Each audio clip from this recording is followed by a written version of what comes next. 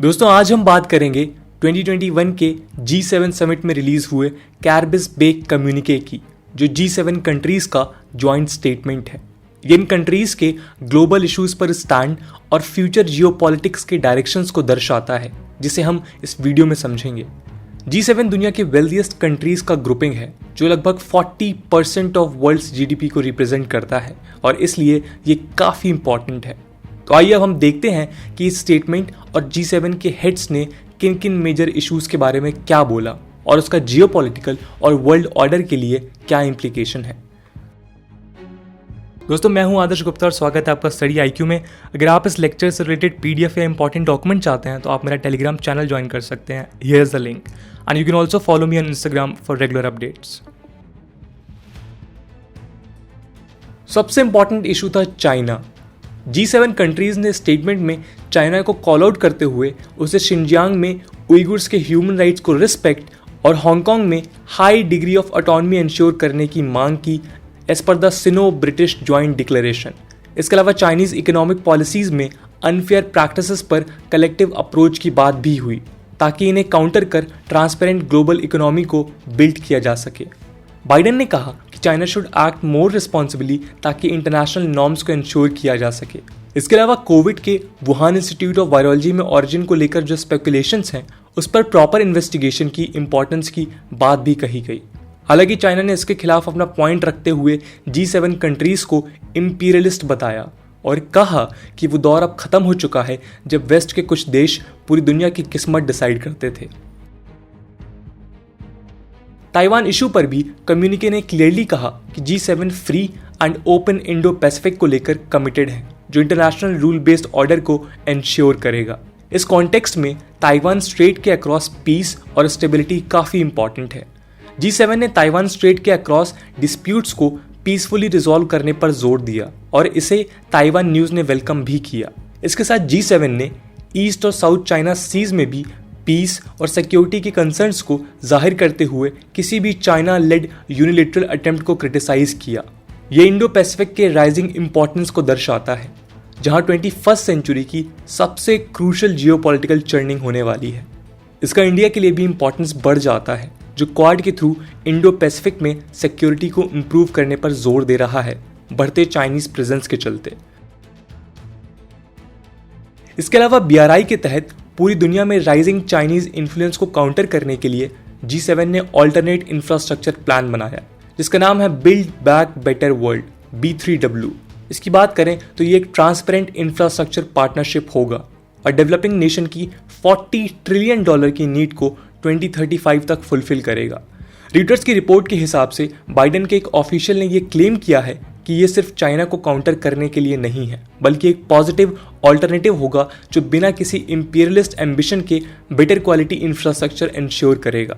B3W initiative private sector capital को mobilise कर climate, health, digital technology, gender equity और equality में invest करेगा। हालांकि इमीडिएटली इस पर कोई क्लैरिटी नहीं है कि एग्जैक्टली कैसे वर्कआउट करेगा और इस पर कितना फंड एलोकेट किया जाएगा। ये बात देखने लायक होगी कि कैसे G7 countries Chinese belt and road initiative के अगेंस्ट एक वर्केबल ऑल्टरनेटिव रखेंगी। जब रेफिनेटिव डेटाबेस के अनुसार चाइना ने ऑलरेडी 2600 से ज़्यादा प्रोजेक्ट्स में $3.7 ट्रिलियन इन्वेस्ट किए हैं। B3W पर इंडिया के स्टैंड की बात करें तो ANI के हिसाब से रेलेवेंट डिपार्टमेंट्स इसको स्टडी कर आने वाले समय में रिस्पॉन्ड करेंगे। वैसे एक्सपेक्टेशंस यही हैं कि इंडिया इस स्टेप को वेलकम करेगा, क्योंकि वो Chinese belt and road initiative को चाइना पाकिस्तान इकोनॉमिक कॉरिडोर के चलते ऑलरेडी अपोज कर रहा है, जो POK से पास होता है। इंडिया ने CPEC के चलते ही BRI को ज्वाइन नहीं किया था। इसके अलावा इंडिया पहले ही जापान के साथ expanded partnership for quality infrastructure EPQI के तहत एशिया अफ्रीका ग्रोथ कॉरिडोर में इन्वॉल्व है। रशिया के कॉन्टेक्स्ट में बाइडेन ने कहा कि वो पुतिन से होने वाली मीटिंग में अपने कंसर्न्स को स्ट्रेट फॉरवर्ड तरीके से रखेंगे और कॉपरेशन की उम्मीद करेंगे।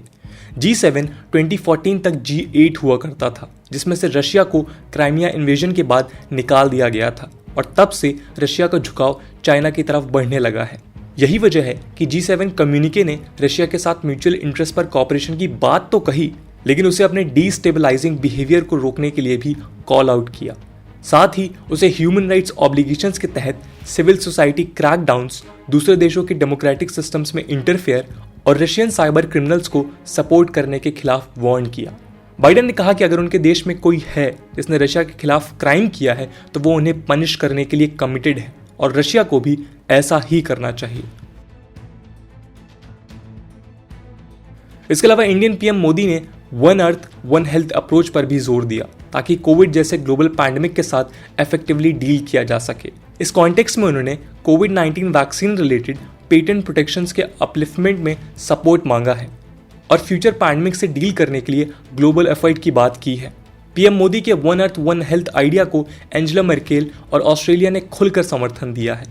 हम आपको बता दें कि इंडिया और साउथ अफ्रीका ने ऑलरेडी WTO में इन पेटेंट्स को अपलिफ्ट करने के लिए प्रपोजल सबमिट किया है ताकि पुअर कंट्रीज तक वैक्सीन को पहुंचाया जा सके। इंडिया को वर्ल्ड की फार्मेसी कहा जाता है जो दुनिया को चीपर वैक्सीन का एक्सेस दिला सकता है, लेकिन फार्मा रिलेटेड पेटेंट्स ने हमेशा से क्रूशियल मेडिसिन को कॉस्टली बनाया है, जिससे पुअर कंट्रीज इन मेडिसिन से वंचित रह जाती हैं। इंडिया की सिप्ला कंपनी का केस यहाँ काफ़ी इंपॉर्टेंट है, जिसने अफ्रीका में HIV पेशेंट्स को चीप रेट्स में मेडिसिन प्रोवाइड की थी। खैर G7 ने इस कॉन्टेक्स्ट में अपने 2 बिलियन डोजेस के कमिटमेंट्स को हाईलाइट और ग्लोबल पैंडेमिक से बचने के लिए coordinated frameworks on global manufacturing capacity, early warning systems और रिसर्च की बात कही है। इसके अलावा फ्रेंच प्रेसिडेंट मैक्रॉन ने वैक्सीन रॉ मटेरियल्स पर लगे रेस्ट्रिक्शंस को अपलिफ्ट करने की डिमांड को भी सपोर्ट किया है। कोविड के सेकेंड वेव के समय वेस्टर्न रिस्ट्रिक्शंस ने इंडियन मैन्युफैक्चरिंग कैपेसिटी को सीवियरली हैम्पर किया था। ये वैक्सीन्स पुअर कंट्रीज को भी हेल्प करेंगी जो फॉरेन वैक्सीन्स पर डिपेंडेंट है। क्लाइमेट चेंज की बात करें तो G7 ने यह प्रॉमिस किया है कि बाय 2022 उन कोल प्रोजेक्ट से इंटरनेशनल फंडिंग को खत्म कर देंगे जहां कार्बन कैप्चर टेक्नोलॉजीज इंस्टॉल नहीं है। इसके अलावा डेवलपिंग नेशंस के लिए $2 बिलियन और पुअर कंट्रीज के लिए $100 बिलियन के प्लेज को रीट्रेड किया गया ताकि ये कंट्रीज क्लाइमेट एफर्ट्स में साथ दे सकें।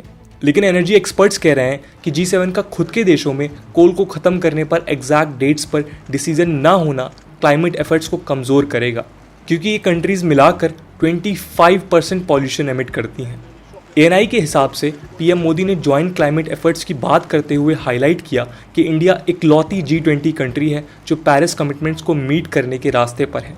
ये बात द 2020 क्लाइमेट ट्रांसपेरेंसी रिपोर्ट ने भी कही है। पीएम ने India led 2 international initiatives, international solar alliance और coalition for disaster resilient infrastructure CDRI के इफेक्टिवनेस को भी हाईलाइट किया।